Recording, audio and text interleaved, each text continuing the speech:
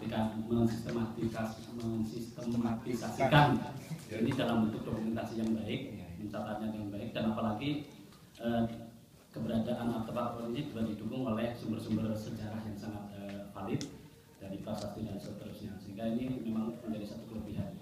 Dan saya berharap nanti tidak lama lagi di sini juga akan ketika saya datang kembali ke sini ini saya sudah bisa mendapatkan informasi yang lebih lengkap, kemudian juga lebih baik terkait dengan segala hal yang ada di sini, artefak dan kehidupan masyarakat di sini sampai sejarahnya di masa-masa yang lalu. Memang ketika kita mendatangi sebuah tempat ya, tempat yang bersejarah, mungkin kita di Prambanan, Borobudur dan seterusnya, memang alam kesadaran kita itu seolah-olah ditarik kembali ke masa lalu, itu seperti itu. Dan ketika alam sadar kita ditarik ke masa lalu, itu ada suatu perasaan di mana kita itu menjadi bangga sebagai bangsa. Saya sering mengalami itu, kita menjadi bangga sebagai bangsa karena ternyata nenek moyang kita itu pada zaman dahulu, abad-abad yang lampau itu sudah memiliki peradaban yang sangat tinggi, kehidupan birokrasinya juga sudah sangat teratur pada waktu itu dan seterusnya, bisa membuat kerajaan-kerajaan yang besar dan seterusnya. Jadi saya kira hal yang sangat perlu melestarikan budaya-budaya ataupun artefak-artefak masa lalu itu ya dalam kaitan seperti itu. Dan memang saya selalu teringat Kang Irman Melandi bahwa ketika kita bicara nenek moyang kita itu apa yang ada cerita apa yang kita sering dengar dari nenek moyang kita.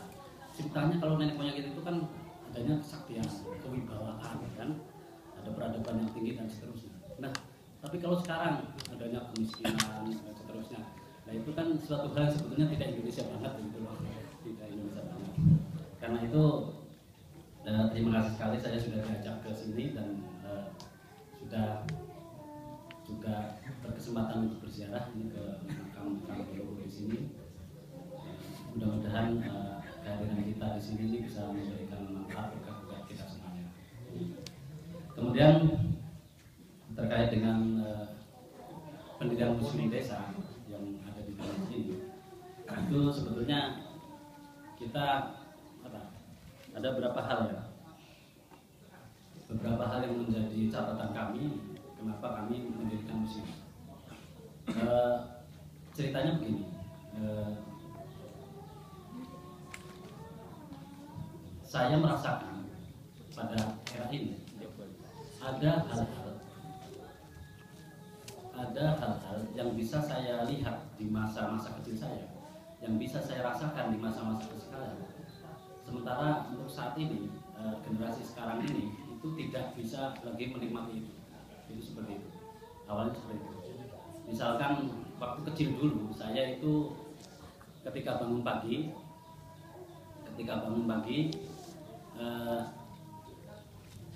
ibu lagi memasak ya dengan kayu bakar dan tungku. Saya itu kemudian sebelum mandi itu biasanya saya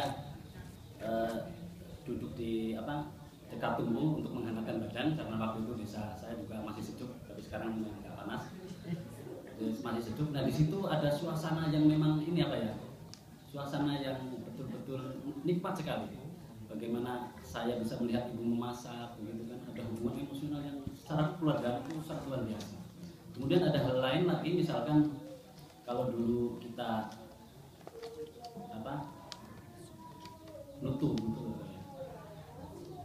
menunggu padi itu dengan lesung, itu sebetulnya ada proses interaksi sosial yang memang akan membangun solidaritas yang semakin kuat.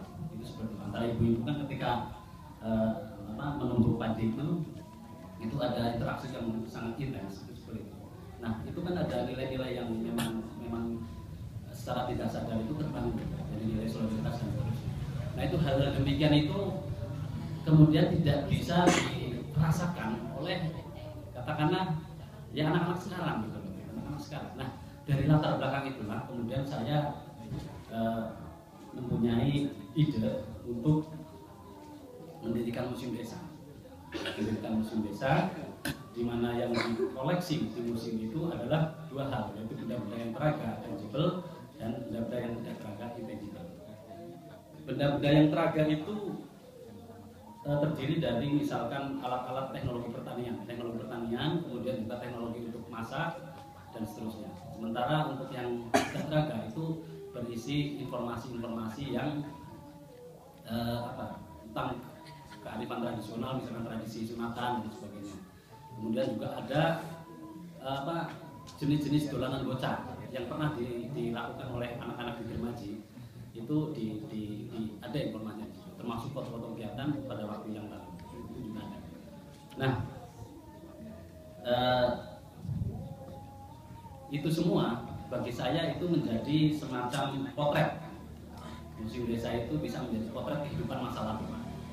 Potret kehidupan masa lalu di mana kami meyakini bahwa di setiap benda-benda yang ada di koleksi di museum itu sebenarnya ada banyak informasi, ada banyak pengetahuan, kemudian ada juga cerita tentang perubahan-perubahan sosial masyarakat yang ada. Itu seperti itu dari benda-benda yang di koleksi itu. Jadi di museum itu kita tidak hanya melihat benda sekedar benda, tapi juga bisa mendapatkan banyak pengetahuan di sana.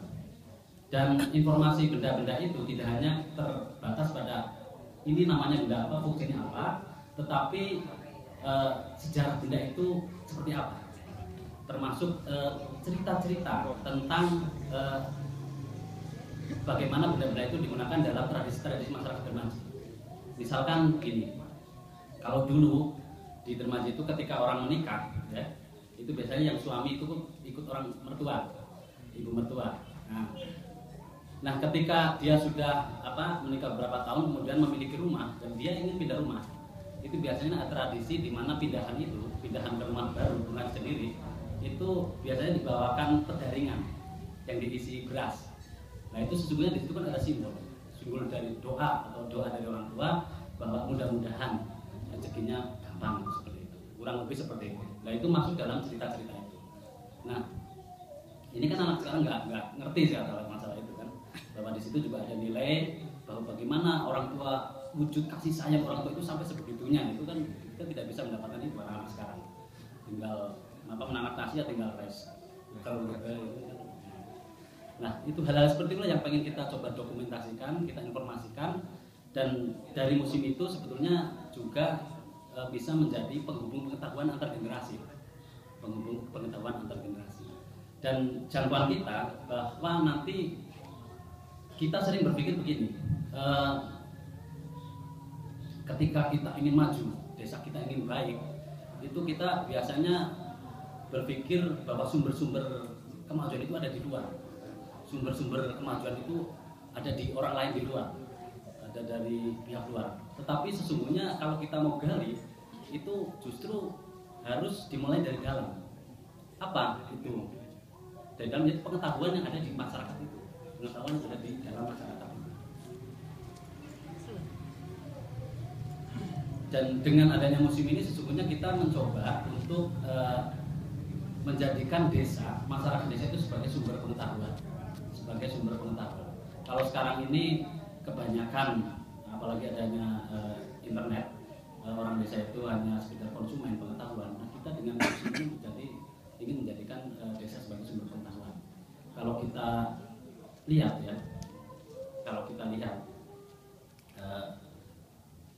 penelitian Clifford Geertz misalkan, Santri Agamudria itu kan ditulis hanya dari salah satu desa kecil Mojokerto namanya ya.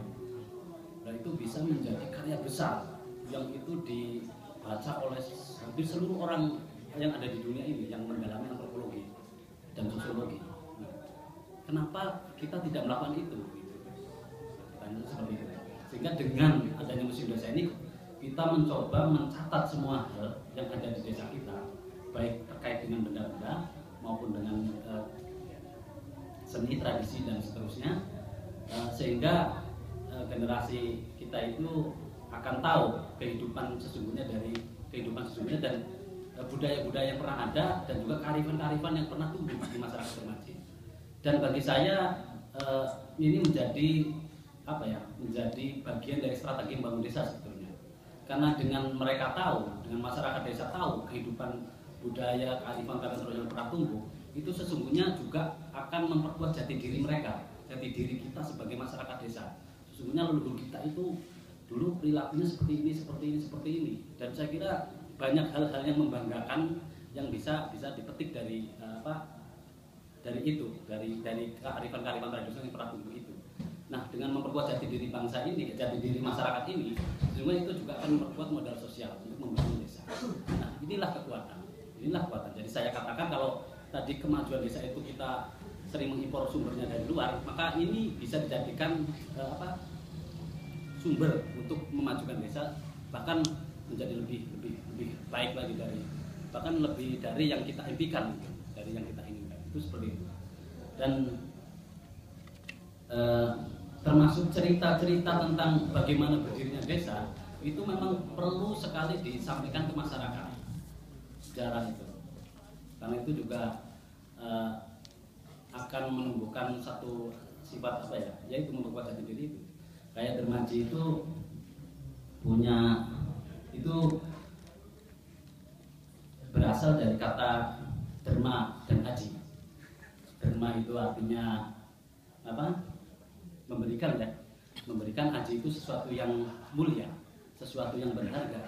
Jadi itu menginspirasi masyarakat desa bahwa ketika kita punya rasa ingin memberikan sesuatu, dan yang kita berikan itu memang hal yang terbaik, yang berharga, bukan yang sekedar biasa-biasa saja. Dan dari situlah semangat itu muncul bahwa kita harus lebih baik dari yang lainnya, itu muncul. Sehingga di sana ada leluhur yang namanya Darmokusumo, yang di dalam pewayangan itu juga Darmo Aji, Sami Aji Puntadewa, yang itu sebagai tokoh yang memang memegang prinsip-prinsip atau doktrin-doktrin kesetiaan yang mengutamakan kejujuran, dan dia memiliki satu kepasrahan yang total kepada Sang Maha Kuasa. Nah, ini juga menginspirasi kami. Nah, hal seperti ini sebenarnya sangat penting juga dalam membangun spirit, membangun moral masyarakat desa kita masing-masing. Dan itu saya berharap juga masing-masing desa ini juga bisa mencatat, bisa mendokumentasikan segala hal yang terkait dengan kehidupan desanya. Dan ini nanti hasilnya akan sangat, saya kira akan luar biasa untuk beberapa tahun yang akan datang. Dan saya kira dengan seperti ini nanti dan saya bayangkan juga ini di desa-desa nanti ada muncul monumen-monumen peradaban. Jadi apa yang muncul di sana di satu desa itu pada hakikatnya menunjukkan bagaimana kehidupan peradaban dari masyarakat desa itu sendiri. Makanya saya membayangkan ada museum di sana, museum desa, kemudian ada taman seni budaya di mana masyarakat desa Dermaji itu memiliki talenta yang cukup baik dalam berkesenian. Nah, itu simbol-simbol peradaban semuanya. Nah, saya harapkan seperti itu, dan di sini saya juga mendorong kawan-kawan yang di sini juga, ayolah kita saling berbagi sehingga kita bisa lebih cepat dalam mewujudkan masyarakat yang mandiri. Apalagi nanti dikaitkan dengan undang-undang desa, kita akan mendapat anggaran yang lebih besar, kita juga punya kemenangan yang lebih besar, sehingga kita bisa berbuat lebih banyak. Saya kira itu yang bisa kami sampaikan. Dan ya, ini masih banyak kekurangan tentu saja yang ada di Dermaji, dan karena itu juga mungkin dalam kesempatan ini mungkin ada teman-teman yang juga punya pengalaman tentang pengelolaan museum dan seterusnya, mungkin kita bisa berbagi. Saya kira itu untuk pengantar dari saya. Kurang lebihnya mohon maaf. Wassalamualaikum warahmatullahi wabarakatuh.